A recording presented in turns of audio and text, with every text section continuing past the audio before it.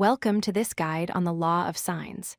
Today, we are going to unlock the secrets of solving any triangle, not just right-angled ones.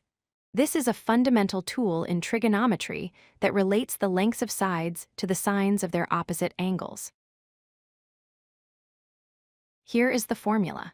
It is beautiful in its simplicity.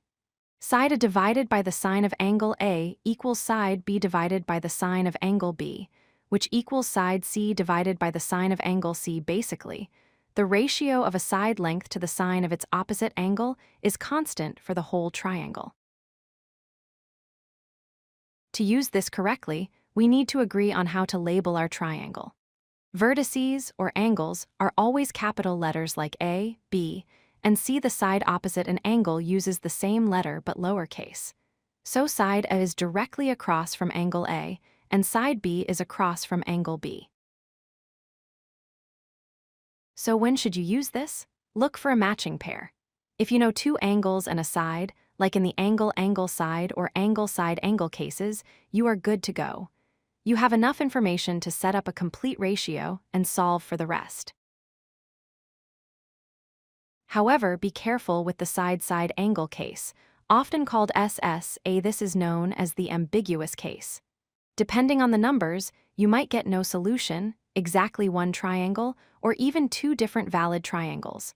Proceed with caution here. Let's look at an example where we find a side. Here we know angle A is 40 degrees and angle C is 80 degrees. We also know side A is 15. We need to find side C. Since we have angle A and side A, we have our matching pair. Let's do the math. We set up the proportion. 15 over sine of 40 degrees equals C over sine of 80 degrees. We multiply both sides by sine of 80 degrees to isolate C. Plugging this into a calculator gives us approximately 22.98. Now let's try finding an angle. We know angle A is 50 degrees, side A is 20, and side C is 16.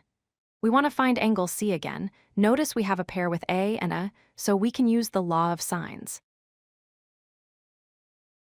We can flip the formula to make the algebra easier. Sine C over 16 equals sine of 50 degrees over 20. Multiply by 16 to isolate sine C, we get 0.6128. Taking the inverse sine of that number gives us an angle of roughly 37.8 degrees. To wrap up, the law of sines is perfect for non-right triangles when you have a matching pair of side and angle. It works great for AAS and ASA cases, but always double-check your results in the ambiguous ASA case. If you like this video, hit that like button and don't forget to subscribe. Visit codelucky.com for more such useful content.